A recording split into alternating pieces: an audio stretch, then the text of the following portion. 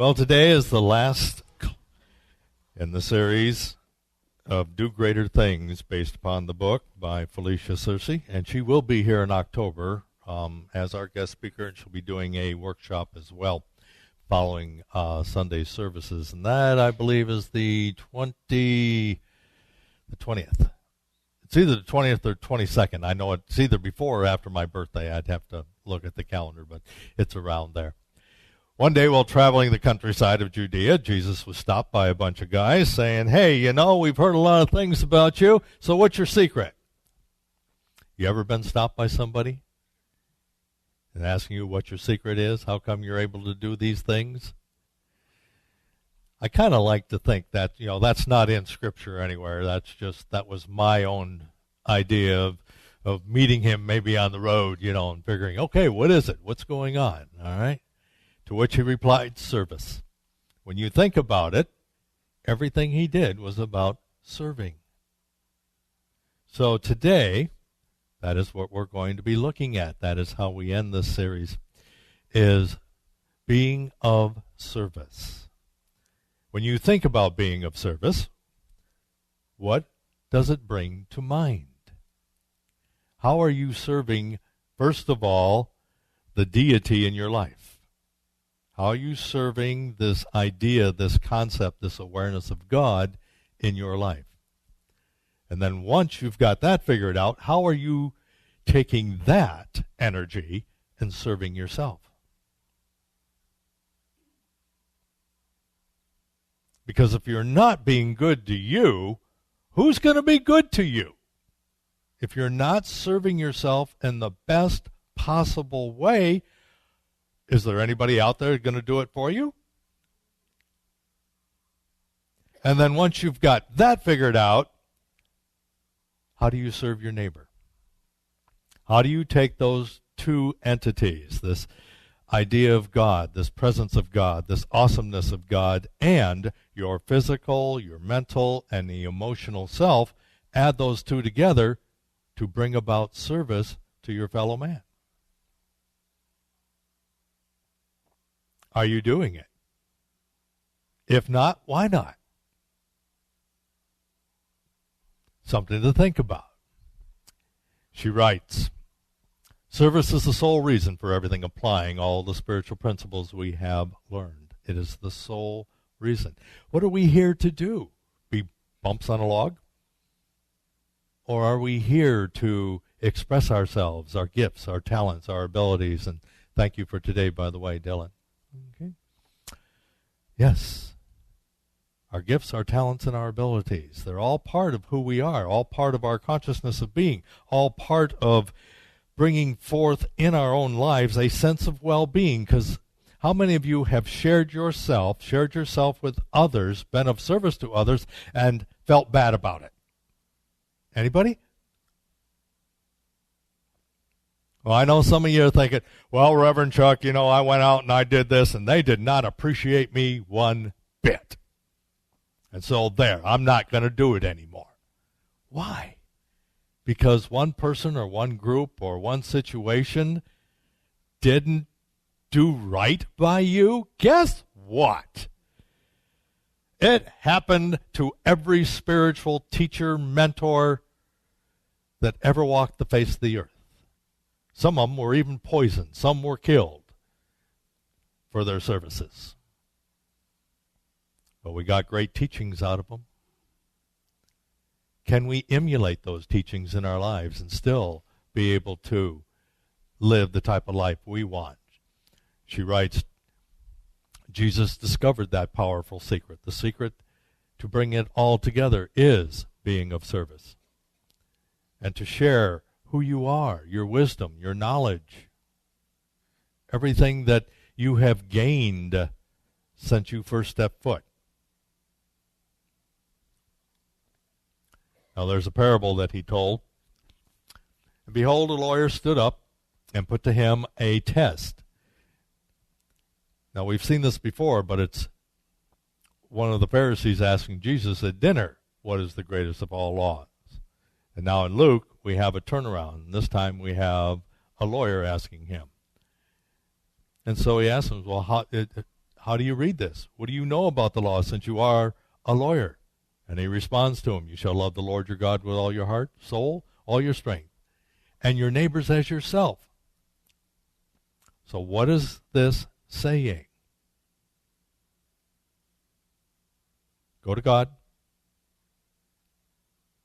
Serve God the best way you know how. Serve that awareness of God the best way you know how. Incorporate it in your own sense of consciousness, and then share it. And then he went on to say, there was a man coming down from Jerusalem to Jericho, and he fell upon robbers. And of course, a priest and a Levite walked by and just left him laying there. Now you have to understand why the priest and the priest and the Levite would leave him staying there. If you took Bible history, you would know that the law does not allow them to touch any unclean body, especially if there's blood on it. This was a Levite and a priest, and under the code of their law, they are not to touch. But the man's dying. So what kind of law is that would allow you, an individual, to die? He's laying there bleeding. Now, it happens here. That's why we have a Good Samaritan law. How many people have walked by others rather than offer service? They're afraid. So society has a lot to say about this type of activity. How can we be of service to our fellow mankind, especially in situations like this? And Jesus was quick to point this out. But then, of course, a Samaritan, not bound by these laws, happens to become walking by, sees him. Now, he could have passed him up too, but chose not to. And he's the Samaritan, yes, which they fought anyways. They didn't like each other. So, and that's the Levites and the priests. They didn't like each other. Anyways, and what's he do? He picks him up. He has compassion for him. He picks him up. He becomes his servant, so to speak. Picking him up, his caretaker. And what's he do? He cleans his wounds and then takes him to an inn. And I don't just takes him to an inn and stays with him. Then he turns around and gives the innkeeper some money to take care of the guy. And then tells him, hey, if you need more, come and get it. How many here would do that? How many here would do that? I once, you might not know this, but I used to sell Bibles. Yeah, great big family Bibles with the gold trim on it. Okay? Right outside Fort Ord, California, Monterey, at the bus station. And I was good, too. Oh, yeah. Sir, hi, I'm Chuck. Have you seen our Bible display? Come on in, And that's what you do. You just pull them in and go, hey, you got a wife, a mother, a fiance? I just came back from Vietnam, and I wish I would have had this to send to them before I went over. Okay. $59.95. Yes, $59.95, and I won all kinds of sales awards the 2 years that I was a Bible salesman. All right. Where was I going with that? Oh, service, yeah. All right, I'll come to it.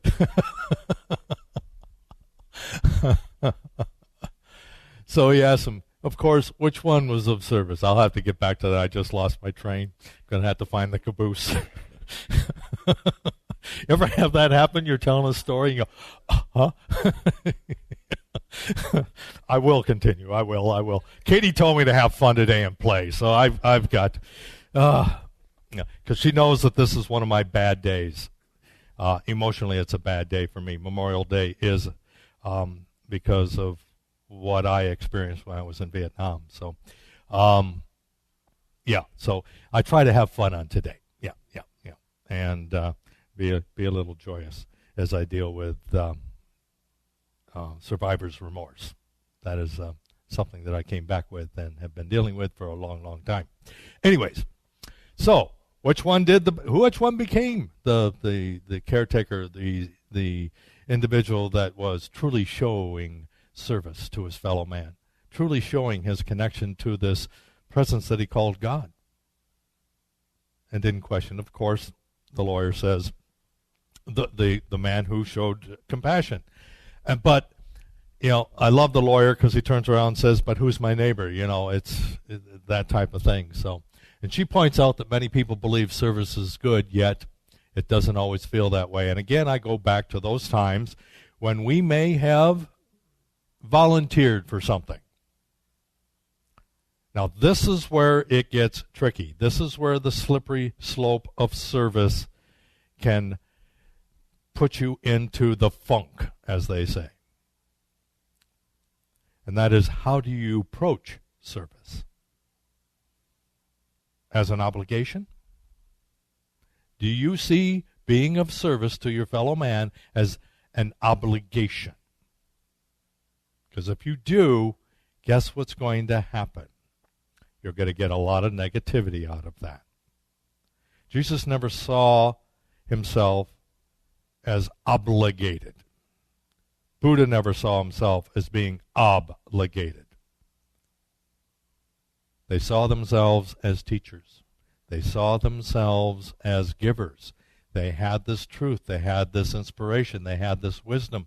They had this enlightenment that they wanted to share with the world. No one forced them. This was all free will.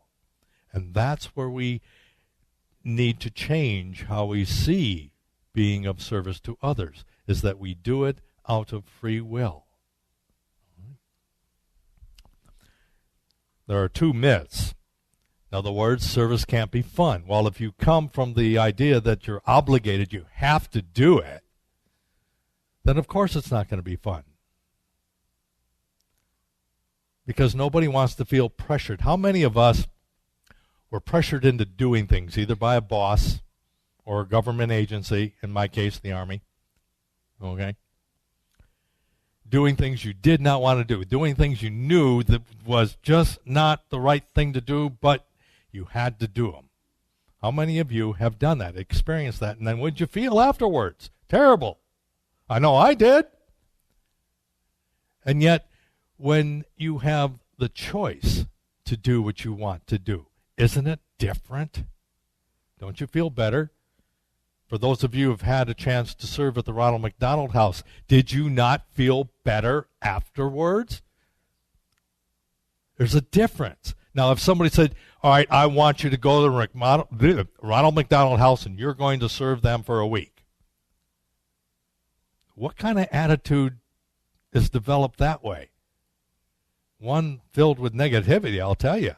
Because I don't want anybody telling me what I have to do. Do you? There's only one individual that should tell you what you need to be doing, and that is the Lord of your being. And as long as you listen to that, you will always be all right. So, true service cannot be forced. These are the earmarks or the litmus test of if you're not feeling good about what you're doing, if you're not feeling good about volunteering, if you're not feeling good about sharing your gifts, look at these things. Were you forced to do it? Did you feel forced to do it? Because if you did, then it's not a true service. All right? It's not the same thing as helping. There's one that you can help. Yeah, okay, I don't particularly care about, giving up my afternoon on Saturday because I'd rather be doing something else, but I know this is going to help them. So you temporarily allow yourself that opportunity to go in and just help. Don't call it service. It's not true service. Because if you're expecting to get something out of it, then it's not a true service. Now, if you do get something out of it, then great. But if you go in expecting it and then it doesn't happen, what do? You get angry. You get mad. You get upset because they don't appreciate me. Well, what were you doing? Were you doing this for appreciation, which you didn't get, or were you really wanting to do it out of the goodness of your heart. See? There's a big difference there. 3, again, true service creates joy and appreciation. It just automatically comes. You don't need someone else to pat you on the back, although good job, we all like it. But if that's what you're expecting and it doesn't come, then you get so upset. And then you get mad at the people. Then you get mad at the organization, or you get mad at whatever's taking place, and you tell you, I'm never going to do it again. Well, what have you just done? You've shut yourself off. That free flow of energy, the divine love, the compassion, the joy, is now closed because you've taken that attitude of mind. Myth number 2. Service means I got to give up my Saturdays. I got to give up my evenings, or I got to do this, or I got to do that, or I'd rather be working and earning a paycheck. I don't want to do this for free. They need to pay me. Mm-hmm. Are you all cool? I see people just try. Oh, okay. I try to read the body language. There we go. Okay. Sorry about that. Number 2, service creates a vacuum that allows energy to freely flow through you and to you. Again, you want this free flow of energy. We all know about the law of compensation, right? What goes around comes around. The more you give, the more you get. All right? You have to keep this open.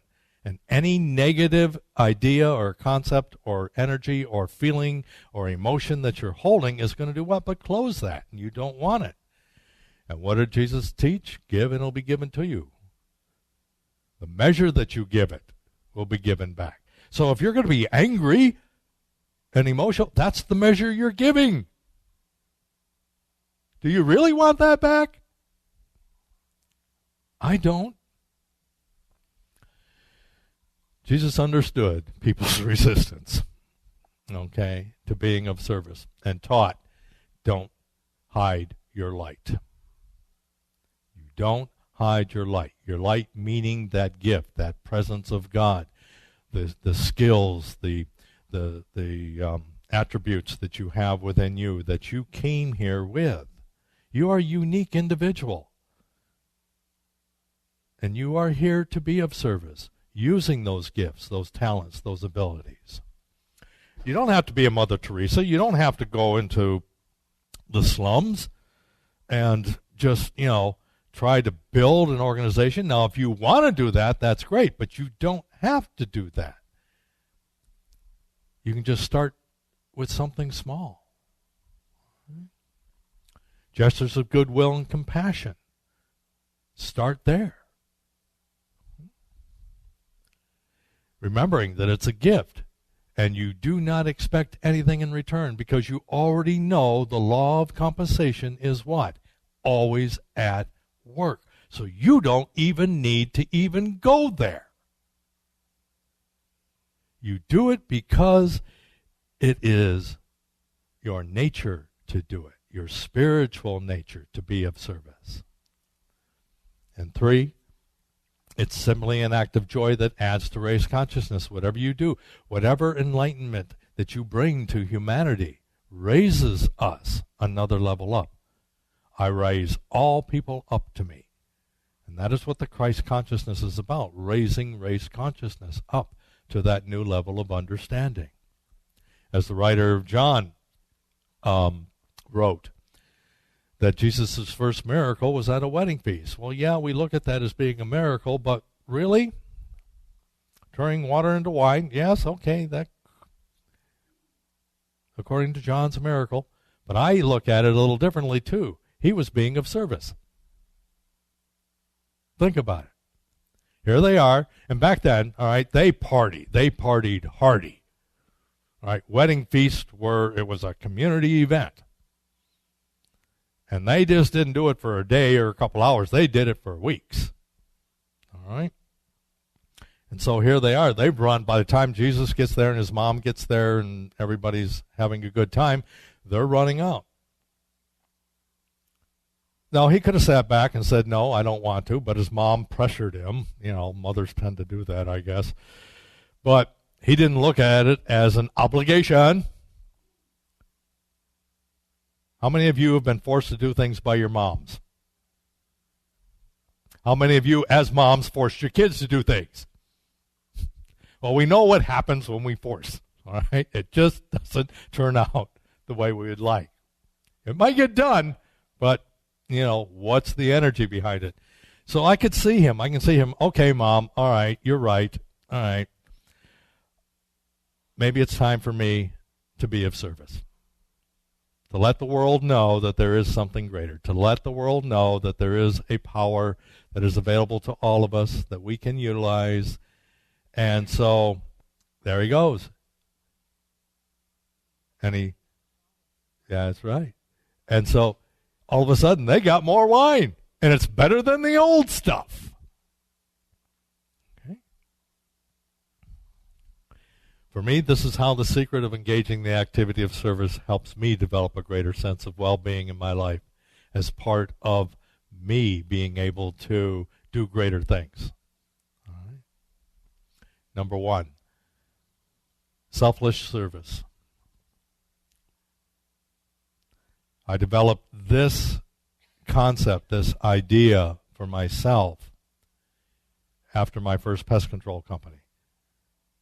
Because as many of you knew, and I've talked about it before, my first company I ran with everybody being in competition to me. My second company, I saw myself differently. I had a totally different change in consciousness about how I saw myself. I wasn't a bug man anymore.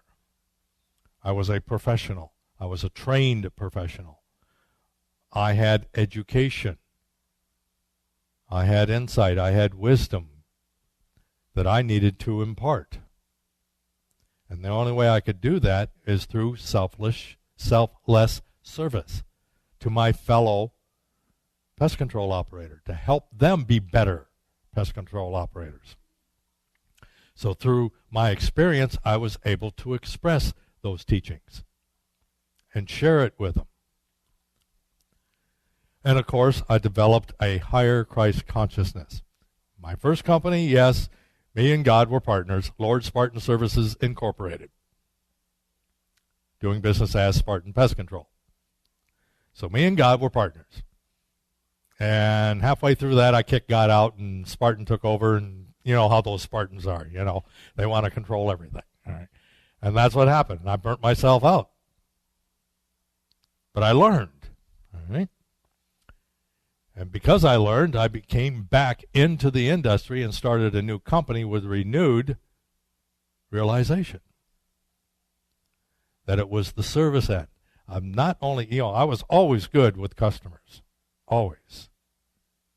But now I took on a different concept. I started being nice and good to my fellow pest control operators. Started teaching them to be better. And as they got better, guess who even I rose up in the industry in and of itself? To be the regional director for our state pest control association. I had 129 companies that I was responsible for. That's a lot of companies and a lot of employees. Enlightened enthusiasm. Hey, I had energy to burn. Because I not only ran my company, I also was an expert witness at trials. I taught junior college. We had a 2-year pest control technology degree program. So at night, I was at college teaching and taking care of my family and running to meetings from going to Orlando from Fort Lauderdale. So yes, I had energy to burn. And when you are of service like that, have you ever noticed you got energy to burn?